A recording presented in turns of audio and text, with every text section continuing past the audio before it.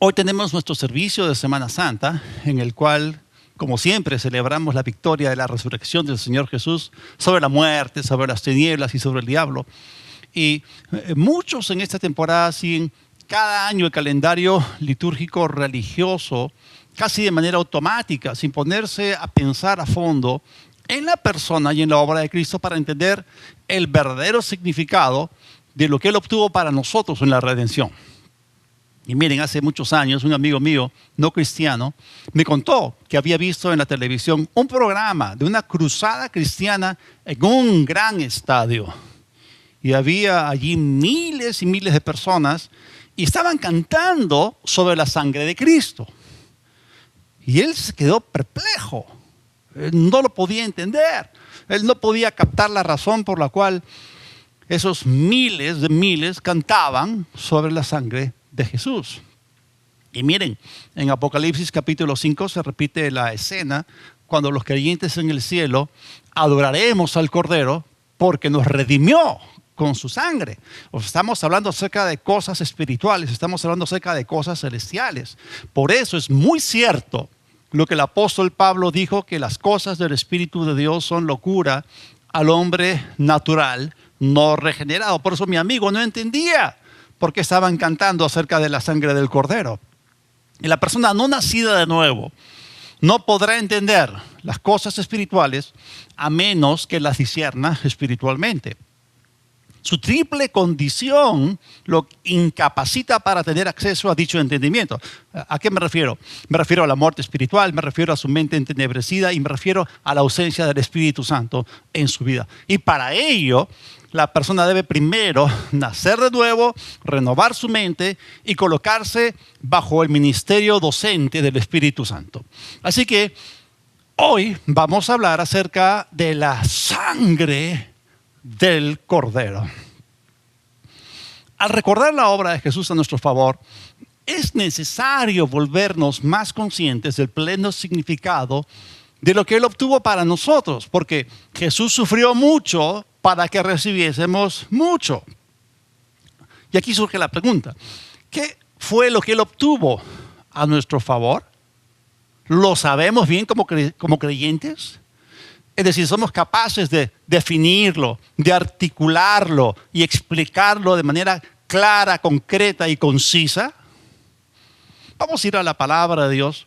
Vamos a ver los hechos de la Escritura. Empecemos con el libro de Hebreos, el capítulo 9, en el versículo 12. Dice: y no por medio de la sangre de machos cabríos ni de becerros, sino por medio de su propia sangre, entró una sola vez y para siempre en el lugar santísimo y así obtuvo para nosotros la redención eterna. Y miren, ese versículo establece un contraste entre los sacrificios de animales en el Antiguo Testamento y el sacrificio de Cristo con su propia sangre. Tenemos que entender que la sangre de esos animales solamente perdonaba de manera temporal el pecado del hombre, lo cubría, pero aún permanecía adentro. Pero Cristo, por medio de su propia sangre, entró y obtuvo para nosotros redención eterna, librándonos del problema interior del pecado y por supuesto también de la muerte espiritual. Así que eso fue lo que Él obtuvo: eterna redención. Ahora, ¿qué significa esto? ¿Somos capaces de definir esos términos? ¿Qué significa redención? ¿O qué significa redimir? Bueno, redimir significa recobrar o recuperar mediante el pago de un precio o rescate. Cuando hablamos de una redención, estamos hablando acerca de una liberación. Entonces, en este caso, hay un precio, hay un rescate. ¿Y cuál fue ese precio o ese rescate? Bueno, el apóstol Pedro se encarga de decírnoslo en 1 de Pedro 1, del 18 al 20. Ustedes saben que han sido rescatados o redimidos de su vana manera de vivir, la cual heredaron de sus padres, no con cosas corruptibles como oro o plata, sino con la sangre preciosa de Cristo, como de un cordero sin mancha y sin contaminación. Él, a la verdad, fue destinado desde antes de la fundación del mundo, pero ha sido manifestado en los últimos tiempos por causa de ustedes. Entonces aquí vemos que tenemos acá una declaración del alto costo de nuestra redención. Y vemos algo que fue predestinado y algo que fue luego manifestado. Ahora, estábamos hablando de redención, estábamos hablando acerca de redimir, estábamos hablando acerca de un precio, estábamos hablando acerca de un rescate. Bueno, en este caso, Pedro nos está diciendo claramente que el rescate por nuestra liberación del pecado, por nuestra salvación, fue la preciosa sangre de Cristo. Es más, Pedro la llama incorruptible. Es la sustancia más valiosa de todo el universo. Por supuesto que la sangre de toda persona es valiosa, porque es lo que sostiene la vida de su cuerpo. Pero la sangre de Cristo es incomparablemente mucho más valiosa, pues es la base de nuestra vida espiritual y eterna. Y esa sangre preciosa estuvo en el Cordero de Dios, quien fue la propiciación por nuestros pecados y por los del mundo. Y su sacrificio cumplió perfectamente con la fiesta judía de la Pascua. Así que nosotros debemos saber que Jesús es nuestro Cordero Pascual, sin mancha, sin contaminación, el cual ya estuvo preparado desde antes de la fundación del mundo. Así que cuando hablamos del Cordero, estamos hablando de una solución, la solución al mayor problema de la humanidad, que ya estaba dispuesto antes que el pecado y la muerte espiritual aparecieran en el escenario humano. Así que este Cordero predestinado vino, descendió del cielo y fue manifestado en la tierra cuando llegó el cumplimiento del tiempo, cuando la revelación acerca de él estuvo completa. Así que Pedro simplemente estaba haciendo referencia al resultado final de algo preparado por Dios desde antes del inicio de la revelación dada al hombre. Así que los puntos se conectan desde Génesis hasta la manifestación de la redención dentro del plan divino. Y al estudiar nosotros, al examinar cuidadosamente el relato histórico de Génesis, podemos ver que antes del pecado, Adán y Eva estaban desnudos en el huerto. Porque donde no hay pecado, no hay vergüenza. Pero después de pecar, perdieron su inocencia y sintieron vergüenza. Esto está registrado en Génesis capítulo 3, versículo 7. Después del pecado de ellos, dice, y fueron abiertos los ojos de ambos y se dieron cuenta de que estaban desnudos. Entonces cosieron hojas de higuera y se hicieron delantales. Acá no dice que sus ojos estaban cerrados. No, sus ojos estaban abiertos, pero fueron abiertos a una nueva realidad, a una nueva dimensión desconocida por ellos. Fue la dimensión de la corrupción. Ellos perdieron su posición de justicia delante de Dios. Romanos 3:23 nos dice que todos pecaron y están destituidos o desvestidos de la gloria de Dios. Así que después de que ellos se volvieron conscientes de su corrupción interior y de su desnudez externa, hicieron algo para cubrirse.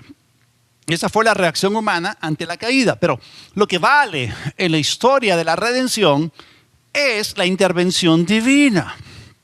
Miren, inmediatamente después de ocurrida la transgresión del hombre, Dios mismo tomó acción a favor de la humanidad, tomando los pasos necesarios hacia lo que Él ya había previsto. Y miren, Génesis 3:21 nos dice que el Señor Dios hizo con pieles de animales ropa o túnicas o vestidos para el hombre y su mujer y los vistió. Habíamos visto cómo el hombre se hizo delantales con hojas de higuera.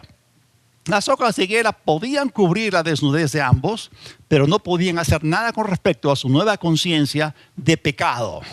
Ellos ahora poseían una corrupta condición interna y vemos en este pasaje que después de la acción humana, Dios hizo algo y los cubrió, Dios los vistió. Es interesante que si hacemos un recuento de las acciones, tanto humana como divina, vamos a reconocer que ambos, tanto el hombre como Dios, buscaron cubrir dicha desnudez. El hombre, por supuesto, lo hizo a su manera, y eso es lo que hace la religión humana. La religión busca hacer las cosas a su manera, por su propia cuenta. Y aquí tenemos el primer ejemplo en la historia del esfuerzo religioso humano. Si queremos definir lo que significa el término religión, podría ser este, ¿no? La religión es un intento de vestirnos a nosotros mismos de justicia aparte de la justicia de Cristo. Pero aquí surge la pregunta, o sea, ¿cuál era el problema? ¿No? un vestido ecológico y otro vestido que provenía del reino animal. Miren, ¿cuál era la diferencia entre cubrirse con hojas de higuera o con túnicas de pieles? Ninguna desde el punto de vista natural, pero fue una gran diferencia desde el punto de vista espiritual. O sea, físicamente hablando, en ambos casos estaban cubiertos, estaban vestidos. La desnudez había sido cubierta. Pero para cubrir Dios con pieles la desnudez de Adán y Eva, Él tuvo que sacrificar 2 animales. Eso significa que sangre fue derramada delante de ellos. Ellos nunca habían visto la muerte de un ser vivo. Esta fue la primera sangre inocente derramada en la historia. Y aquí aprendemos una tremenda lección. Tenemos aquí el primer ejemplo de la gran doctrina bíblica de la sustitución, en la cual el inocente muere por el culpable. Por eso, lo que vale es el punto de vista espiritual. Dios estableció desde el principio el propósito de la sangre, y la explicación escrita de lo que Dios acababa de hacer en Génesis se encuentra en Levítico, el capítulo 17, en el versículo 11. Y aquí se explica, dice, porque la vida del cuerpo está en la sangre, la cual yo les he dado sobre el altar para hacer expiación por sus personas, porque es la sangre la que hace expiación por la persona. Así que la sangre es el principio de vida del cuerpo, pero también es la sustancia establecida por Dios para tratar con el pecado. Es decir, la sangre del animal sacrificado hacía expiación por la persona. Bueno, hemos definido lo que significa redimir, lo que significa redención, pero también tenemos que definir lo que significa expiar. Y expiar significa cubrir el pecado. Como ya hemos visto, ellos habían pecado, se volvieron conscientes de que estaban desnudos y Dios, como dije, vio que el cubrirse con hojas de higuera no fue suficiente, porque había otro problema. El problema era compuesto, era más complejo, había algo más que la desnudez física. Hubo también un problema moral, espiritual. Así que Dios tuvo que sacrificar 2 animales, derramó sangre. Fue vida por vida para realizar la expiación por su pecado. Ahora, algo muy claro que vemos aquí y que Dios estableció desde el principio fue que la sangre era lo que trataba con el pecado, lo que cubría el pecado. Y esto mismo se confirma en el libro de Hebreos, en el Nuevo Testamento, Hebreos 9:22. Se nos dice que y sin derramamiento de sangre no hay perdón o no hay remisión de pecados. Y miren, inmediatamente después de ese sacrificio en Génesis, Dios, después de haber vestido al hombre y a su mujer con esas túnicas de pieles, a partir de aquí, cuando Dios miraba a Adán y Eva vestidos con las pieles de esos animales, Él veía la evidencia legal de que la sangre que hace expiación había sido derramada. Él vio la sangre. Y para Dios, la presencia de la sangre es muy importante. Así que Dios aquí sentó un precedente delante del hombre. El hombre pecador, para poder acercarse a Dios, para ser acepto delante de Él, debía hacerlo a través de un sacrificio. Tenía que hacerlo a través de sangre. Así que esto que empezó en el libro de Génesis tuvo su maravillosa culminación con el sacrificio del Señor Jesucristo a favor de toda la humanidad. Él fue el último sacrificio válido delante de Dios. Él es el último cordero que contó delante de Dios. Y por eso la sangre de Jesús nos salva de la muerte espiritual, porque no cubre, sino quita el pecado de nuestro interior y nos imparte vida nueva como espíritu vivificante. Y miren, esta asociación, esta conexión de Jesús como el sacrificio, como el cordero, derramando su sangre a favor de la humanidad, aparece en el capítulo 1, versículo 29 del Evangelio de Juan. Y dice que al día siguiente, Juan el Bautista, vio a Jesús que venía hacia él y dijo: he aquí el Cordero de Dios que quita el pecado del mundo. ¡Wow! Eso fue tremendo. Él lo vio en el Espíritu. No hubo otra forma, otra manera de poder afirmar eso sino por revelación divina. Y la Biblia llama a Juan el Bautista profeta. Y él fue el último profeta de la dispensación del Antiguo Testamento. Así que Juan el Bautista dijo proféticamente que Jesús era el Cordero de Dios que quita o remite el pecado del mundo. Y ya hemos visto que la sangre de los animales solamente podía cubrir o expiar el pecado, pero la sangre de Jesús lo quitó de adentro para siempre, lo borró para siempre.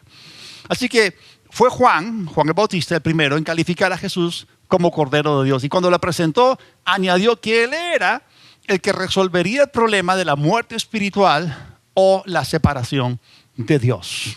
Así que Jesús, el Cordero de Dios, mediante la muerte en su cruz, él quita el pecado de todo aquel que lo recibe por fe, recibiendo por esa misma fe la gracia y el perdón de Dios. Y esa sangre del Cordero de Dios, quien es Dios manifestado en carne, es de infinito valor y fue el precio pagado para la redención del pecador. El creyente fue totalmente rescatado en un alcance de liberación total mediante el pago de ese precio como el rescate. El precio del rescate fue la sangre del Cordero de Dios que hizo remisión del pecado. Por eso, hermanos, aquí está la identificación. Jesús es nuestro Cordero Pascual. Nuestra Pascua, hermanos, ya fue sacrificada.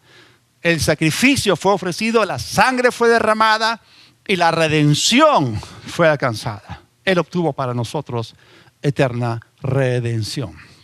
Así que Jesús es el Cordero que fue inmolado, que fue degollado. Y esto implica el derramamiento de su propia sangre. Vamos ahora al final de la Biblia, al final de la revelación. Vamos a Apocalipsis, en este caso el capítulo 5. Voy a leer los versículos 5 y 6. Esta es una visión celestial.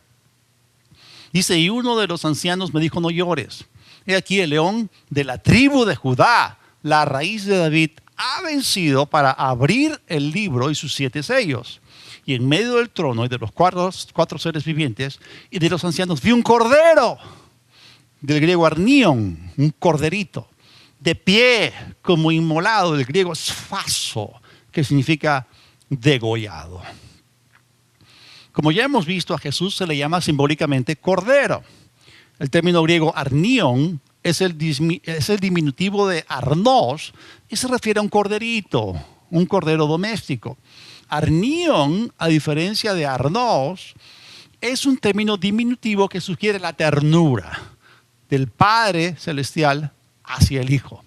Por eso se puede traducir corderito. Es la misma palabra que Jesús utilizó al decirle a Pedro en Juan 21, si me amas, apacienta mis corderos. Es decir, Jesús se refirió a sus corderitos con ternura. Ahora, varias características en este texto nos muestran que este no era un cordero común. En primer lugar, él estaba en pie, vivo, pero parecía como si hubiera sido degollado. Miren, el término inmolado viene del griego sfaso, que es un término que se utiliza estrictamente para los animales del sacrificio. Significa degollar y habla de una muerte violenta. El cuello del animal era doblado hacia atrás, la garganta era cortada y la sangre fluía a borbotones. Por eso Jesús fue degollado, fue la víctima de un sacrificio. Así que lo que Juan vio en Apocalipsis capítulo 5 fue un cordero salvador. La humildad, la mansedumbre y pureza que representa la figura de un cordero es la más apropiada para la persona del Señor que aparece ante los ojos del apóstol. Así que en esa visión celestial, ese cordero fue visto por el apóstol Juan de pie en su posición viviente natural. No aparecía muerto, aunque había sido inmolado, permanecía erguido y vivo en este pasaje. Las cicatrices de las heridas mortales que había recibido este cordero eran claramente visibles. Sin embargo, estaba vivo.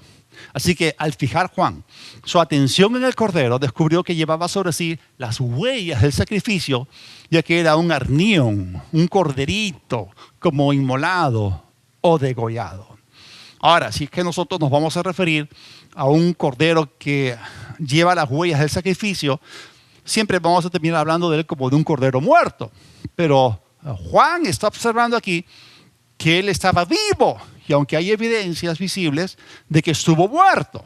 Por eso Jesús dijo, yo estuve muerto, pero ahora vivo por los siglos de los siglos. Es decir, el cordero que Juan estaba viendo aparecía como inmolado, porque él se manifiesta como el degollado o inmolado que estaba en pie, pero lleno de vida, llevando en su cuerpo las señales de la cruz. Así que esa figura de cordero como inmolado expresa también el cumplimiento del tipo del cordero pascual en el Antiguo Testamento. Por eso hemos dicho que Cristo, nuestra Pascua, ya fue sacrificada. Así que todo eso se cumplió en Jesús de Nazaret, el Cordero de Dios. Así que este cordero que tenía las marcas de ser el sacrificio, ¿okay? Y estas marcas simbolizan la muerte y la resurrección del Señor, ¿okay? Aparecen allí como un cordero degollado, pero al mismo tiempo como un cordero resucitado. Este cordero fue más que un sacrificio voluntario por nuestro pecado, porque en el mismo pasaje se nos dice que Él es, simbólicamente hablando, un león, y a Él se le llama Rey de Reyes y Señor de Señores. Es decir, estamos hablando acá de algo tremendo, una dimensión diferente. Miren, mediante la obra de la redención, no solamente Jesús pagó el precio por nosotros, sino que también venció a Satanás. Y en el libro de Apocalipsis se está a punto de consumar su victoria cuando Él regrese a la tierra, porque Jesucristo es el vencedor supremo. Y Él obtuvo la victoria en la cruz. Él derrotó al diablo, a sus ángeles caídos, a los demonios. Y en esa victoria arrebató al diablo la presa que espiritualmente retenía, que era el hombre. Así que el triunfador en todo esto es Cristo, y en lugar del triunfo, la cruz, manifestándose ahora como dominador sobre sus enemigos. Un chispazo de luz, de revelación sobre la victoria de la redención aparece en Hebreos 2:14. Acá se nos dice así que por cuanto los hijos participaron de carne y sangre, Él también participó de lo mismo para destruir, del griego katargeo, anular por medio de la muerte al que tenía el imperio de la muerte, eso es al diablo. Así que el efecto de su muerte fue el de destruir, reducir a la impotencia a aquel que tenía el imperio de la muerte, dejando ineficaz el poder del diablo. Por eso, por la unión con Cristo, nosotros, los redimidos, somos librados del poder que nos retenía y hemos sido trasladados al reino del Hijo de Dios, participando todos nosotros en la victoria del Señor. Apocalipsis es un libro de victoria. Y vamos a ver allí la victoria del Cordero, vamos a ver la victoria de los ángeles sobre Satanás y sus ángeles, pero también vemos la victoria de los redimidos. Apocalipsis, capítulo 12. Versículo 11. Miren esa tremenda afirmación de la cual tenemos que echar mano. Dice, y ellos le han vencido. El sujeto es Satanás. Es el acusador, es el diablo, la serpiente antigua, el mentiroso, el homicida, el padre de la mentira, el acusador. Y ellos le han vencido por medio de la sangre del Cordero y de la palabra del testimonio de ellos, y menospreciaron sus vidas hasta la muerte. Esto, hermanos, fue proclamado por una voz celestial. Y aquí se está proclamando no solamente la victoria de Cristo, la victoria de los ángeles de Dios, también se proclama la victoria de los creyentes. Y el verbo utilizado acá representa una acción definitivamente realizada. Dice, le han vencido. No se refiere a una victoria ocasional o temporal, sino plena y llevada a cabo en su totalidad. Miren, el modo de la victoria descansa en virtud de la sangre del Cordero, que tiene aquí el sentido de la obra realizada por Cristo en la cruz con su muerte. Fue por ella que el diablo y sus huestes fueron derrotados. Escúchenme bien, el evangelio son buenas noticias.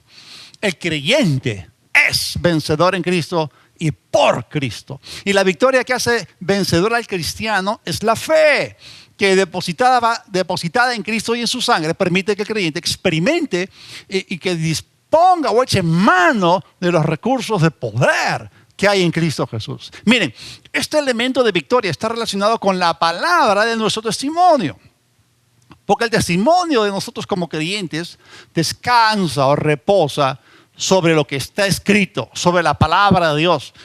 Y debe estar presente en nuestros corazones y en nuestras bocas. Así que mediante la redención, hablando la palabra, ya derrotamos a Satanás. Y nosotros nos oponemos a él mediante la palabra implantada en nosotros, citando lo que está escrito. Y miren ustedes, hay una fórmula tremenda que aparece en toda la Biblia. Y vamos a saltar al Antiguo Testamento, al libro de Salmos, y vamos a ver este principio. Salmo 107, versículo 20. Perdón, versículo 2. Díganlo los redimidos del Señor, los que ha redimido del poder del enemigo. Noten ustedes que está hablando acá de la redención como algo consumado, algo ya logrado por el Señor. Dice que el Señor es el que efectuó dicha redención. Esa es la parte de Dios. Pero ¿cuál es la parte que nos toca a nosotros? A nosotros nos toca decirlo. Primero viene la redención. Luego viene nuestra confesión. Es un mandato de Dios, es un principio, es una fórmula. Por eso necesitamos pararnos en el hecho de que somos redimidos. Tenemos redención por su sangre. Tenemos liberación por su sangre. Tenemos libertad por su sangre. Tenemos victoria por su sangre. Necesitamos entender la realidad de nuestra redención. Escúcheme bien. Por virtud del nuevo nacimiento, hemos sido trasladados al reino de Cristo. Y la sangre de Jesús es la base de nuestra victoria sobre el enemigo. Pero, hermano, tú tienes que añadir tu testimonio a ella. Tú tienes que añadir tu confesión. Tienes que pararte firme en la palabra y decirle al enemigo que ha sido redimido de su dominio, de su mano y de ese poder. Tú tienes que pararte en la palabra, creer la palabra, confesar la palabra, someterte a Dios, resistir al enemigo y él huirá de ti. Por supuesto que el diablo tratará de enseñorearse de ti. Tratará de dominarte y ejercer su autoridad sobre ti en esta vida. Pero tú simplemente debes saber que has sido librado por la sangre de Jesús de la autoridad de las tinieblas y de Satanás. Porque hemos vencido al diablo por el poder que hay en la sangre de Jesús. Así que el dominio del diablo sobre nosotros como nuevas criaturas se acabó. Ha sido roto. Tú y yo somos el cuerpo de Cristo y Satanás no tiene ningún poder sobre el cuerpo de Cristo. Cristo es nuestra cabeza y Él es el único que tiene dominio sobre nosotros. Jesús es Señor. Satanás está derrotado. Jesús es Señor y Satanás está bajo nuestros pies. Ese es el lugar que legalmente le compete. Ahora, Jesucristo es el mismo ayer, hoy y por los siglos. ¿Quién? El Cordero, el Redentor. Su sangre es la misma ayer, hoy y por los siglos. Por lo tanto, tu confesión debe ser la misma ayer, hoy y por los siglos. Y como consecuencia, tu victoria será la misma ayer, hoy y por los siglos. Miren, a través de la sangre de Jesús tenemos autoridad y dominio sobre el enemigo. Recordemos esto, fuimos rescatados. Nuestra situación ya ha sido revertida. Estamos encima y el diablo debajo. Somos cabeza y no cola. Y gracias a Dios que podemos participar de nuestra herencia ahora, la herencia de los santos en luz. Porque tenemos redención por su sangre. Y nuestra herencia es liberación. La liberación es el pan de los hijos y nos pertenece a nosotros ahora mismo. Tenemos redención ahora. Hermano, que eso penetre a tu sistema. Eres redimido. Hemos sido librados de la autoridad de Satanás ahora. Tenemos redención del poder y de la mano del enemigo ahora. Tenemos una herencia ahora. Tenemos dominio ahora. Estamos en el reino de Dios ahora. Hemos vencido al diablo por la sangre del Cordero y nuestra confesión ahora. Tengamos fe en la sangre de Cristo y declaremos continuamente su poder. Hermanos, confesemos continuamente que hemos sido redimidos del dominio del diablo y que Él no nos puede oprimir ni dominar. O sea, no le pertenecemos a Él, sino a Jesús. Hemos sido comprados por precio de sangre. Así, ¿qué tal si tú te animas y abres tu boca y comienzas a confesar lo que la sangre logró para nosotros en la redención? Repite conmigo: su sangre da grande victoria. Yo fui comprado por un precio muy grande. Ese precio fue la sangre derramada por Jesús. Soy redimido, libre y más que vencedor por su sangre. Yo soy libre. Las cadenas que me ataban fueron rotas. He vencido al enemigo por la sangre de Jesucristo. Yo soy verdaderamente libre. Yo estoy en Cristo. Mi vida está escondida con Cristo en Dios. Soy uno con Él. Él me sacia de larga vida hoy y me muestra su salvación, su liberación, su sanidad y todo lo que Él es. Repite conmigo: tengo al Hijo de Dios en mí, tengo la vida. Tengo al sanador en mí, por lo tanto tengo sanidad. Tengo al libertador en mí, por lo tanto tengo libertad en Él. Tengo al victorioso en mí, por lo tanto tengo victoria en Él. Tengo al proveedor en mí, por lo tanto tengo provisión en Él. Repite conmigo: estoy abundantemente suplido y completamente provisto. No seré avergonzado en el mal tiempo, y en los días de hambre seré saciado. Continúa: tengo la vida de Dios en mí. La vida de Dios en mí me desarrolla, me sostiene, me levanta y me impulsa y me hace andar en alturas espirituales, en una nueva y fresca relación con Dios y en una mayor dimensión espiritual. Amén. Qué tremendo. Miren, la sangre de Jesús tiene poder para que andemos en victoria sobre las tinieblas, Satanás y el pecado.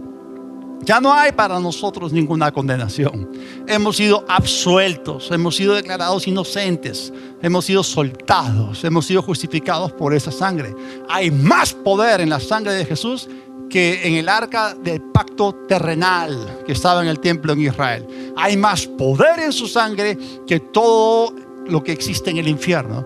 Jesús ya nos rescató y nos trasladó del reino y familia del diablo a su reino de luz. Hemos sido librados de la potestad, autoridad, poder, dominio, control, jurisdicción, influencia, tiranía, dictadura, esclavitud, opresión y ámbito de las tinieblas. Hemos sido librados de la tierra de cautividad. Él rompió nuestras prisiones, nos libró de nuestra aflicción. Ya no somos prisioneros del temor ni del engaño. Somos libres del emperador de la muerte.